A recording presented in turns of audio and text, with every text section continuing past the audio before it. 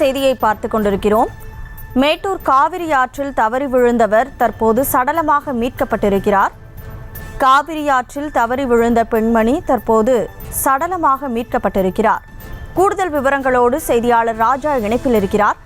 வணக்கம் ராஜா, தற்போது தவறி விழுந்தவர் சடலமாக மீட்கப்பட்டிருக்கக்கூடிய சூழல்ல அவர் யாரு என்னங்கிற விவரம் தெரிய வந்திருக்கா? வணக்கம்.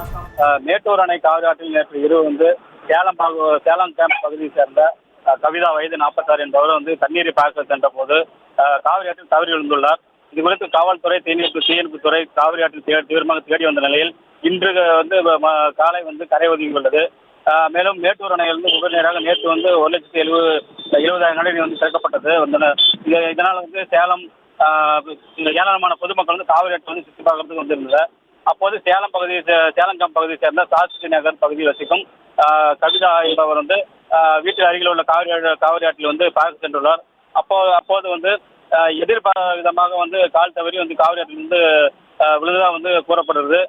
மேலும் நேற்று இரவே காவல்துறையினர் தீயணைப்புத்துறையினர் தீவிரமாக தேடி வந்த நிலையில் தற்போது காவிரி ஆற்றி கரையோரமாக உடல் மீட்கப்பட்டுள்ளது.